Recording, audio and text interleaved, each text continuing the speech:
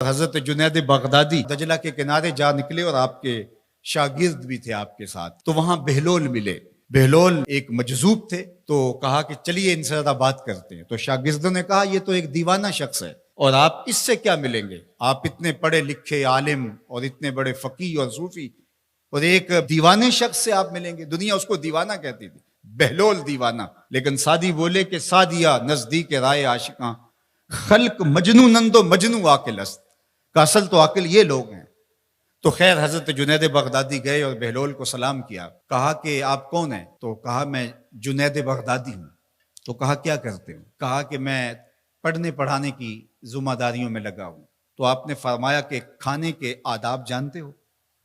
تو کہا کہ ہاں، ہاتھ دھوئے جائیں، بسم اللہ شریف پڑھی جائے، چھوٹا لقمہ لیا جائے اور چبا چبا کے کھایا جائے، اور اس کے بعد الحمدللہ کہا جائے۔ تو بہلول کہنے لگا کہ میں تو آپ کو بہت بڑا عالم سمجھتا تھا، آپ تو کھانے کے ادب کو بھی نہیں جانتے۔ اور اپنا کپڑا اٹھایا، جھاڑا اور ایک جانب چل دیے۔ شاگردوں نے کہا ہم نے آپ کو کہا تھا کہ اس شخص کے پیچھے جانے کا کیا فائدہ، یہ تو دیوانہ شخص ہے۔ تو کہا نہیں میں اس کے پیچھے چلتا ہوں۔ پھر آپ اس کے پیچھے بھاگے۔ تو پھر بہلول نے پلٹ کے دیکھا، کہا کہ کون ہو؟ کہا کہ میں جنید ہوں، آپ کو ملنے آیا ہوں۔ تو آپ نے پھر ایک سوال کیا، گفتگو لمبی ہو جائے۔ تیسری مرتبہ بھی جب وہ اپنا دامن چھاڑ کے گزرے تو پھر آپ آگے بڑھے۔ انہوں نے پوچھا کون ہو؟ انہوں نے کہا کہ میں ایک عام سا شخص ہوں، تو آپ کے پاس جو ہے وہ سیکھنے آیا ہوں۔ تو کہا کہ میں نے تم سے پوچھا تھا کہ کھانے کے آداب کیا ہیں، تو تم نے یہ بتایا تھا۔ کہا جی میں نے تو یہی پڑھا ہے اور میں نے یہی بتایا ہے۔ تو کہا کھانے کا سب سے پہلا ادب یہ ہے کہ لقمہ حلال کا ہو، باقی لقمے چھوٹے چھوٹے توڑ کے کھائے یا چبا چبا کے کھائے یا جو ہے وہ پانی پہلے پیے یا بعد میں پیے، کہا یہ باتیں بات کی ہے۔ سب سے پہلا ادب کھانے کا یہ ہے کہ لقمہ طیب ہو، لقمہ طاہر ہو، لقمہ پاکیزہ ہو۔ اللہ اکبر۔ تو ہمارے رب نے ہمیں پاکیزہ رزق کھانے کی تلقین فرمائی ہے۔ تو اللہ کے محبوب علیہ السلام نے اس شخص کا ذکر کیا جو لمبا سفر کر کے آیا اور وہ کعبۃ اللہ کے سامنے کھڑا، وہ اللہ تعالیٰ جل شانہ کو پکارتا ہے اور کیا کہتا ہے؟ یا رب یا رب۔ اشعث اغبر، اس کے بال بکھرے ہوئے ہیں اور اس کا لباس پھٹا ہوا ہے، پراگندہ سی حالت ہے، اور اللہ کے گھر کے سامنے کھڑا ہے، لمبے لمبے ہاتھ کر کے دعا مانگ رہا ہے، یا رب اے میرے اللہ، اے میرے اللہ۔ لیکن فرمایا وَمَطْعَمُهُ حَرَامٌ وَمَشْرَبُهُ حَرَامٌ وَمَلْبَسُهُ حَرَامٌ وَغُذِّيَ بِالْحَرَامِ فَأَنَّىٰ يُسْتَجَابُ لِذَٰلِكَ۔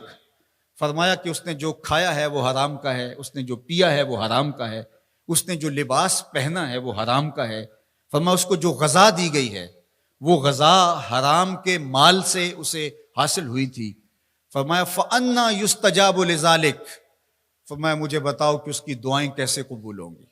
وہ کعبۃ اللہ کے پردے کو تھام کے کھڑا ہے، ملتزم سے لپٹ کے رو رہا ہے، وہ حتیم میں کھڑا ہے، وہ کعبہ کے اندر بھی چلا گیا، کعبہ کی چھت پہ سقف بیت اللہ پہ بھی کھڑا ہے، مطاف میں کھڑا ہے، وہ حجر اسود کے ساتھ لپٹ کے دعائیں مانگ رہا ہے، مقام ابراہیم کے پاس کھڑا ہو کے دعائیں مانگ رہا ہے۔ یمد یدہ، اس کے ہاتھ لمبے لمبے ہیں، یا رب کے کلمات اس کی زبان پہ ہیں، اور اشعث اغبر، غبار آلودہ بکھرے ہوئے اس کے بال ہیں، اور حالت پراگندہ ہے کہ کسی کو گزرتے ہوئے بھی ترس آ جائے، اور اللہ کے گھر میں کھڑا ہے تو وہ کیوں نہیں معاف کرے گا؟ لیکن فرمایا مطعمہ حرام ومشربہ حرام وملبسہ حرام وغذی بالحرام، اس کا کھانا پینا لباس اور غذا حرام کی تھی۔ فأنیٰ یستجاب لذالک، اس کی دعائیں کیسے قبول ہوں گی؟ بلکہ علماء نے لکھا کہ جو شخص حرام کمائی کھاتا ہے اس کی اپنی دعائیں تو قبول نہیں ہوتی، نیک لوگوں کی دعاؤں سے بھی اس کا حصہ نکال دیا جاتا ہے۔ جب اللہ کے بندے اولیاء کاملین دعائیں مانگتے ہیں اور وہ پوری امت کے لیے، پوری قوم کے لیے مانگ رہے ہوتے ہیں، لیکن اس شخص کا حصہ نکال دیا جاتا ہے جس کا رزق پاکیزہ نہیں ہے۔ اس لیے رزق کی پاکیزگی یہ بہت اہم ہے۔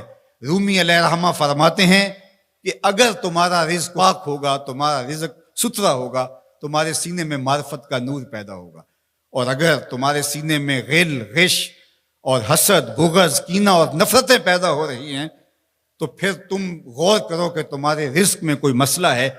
تم کھاتے ہو اس کے نتیجے کے اندر حسد پیدا ہو رہا ہے، بغض پیدا ہو رہا ہے، نفرت، سستی اور کاہلی اور عبادت سے دوری پیدا ہو رہی ہے۔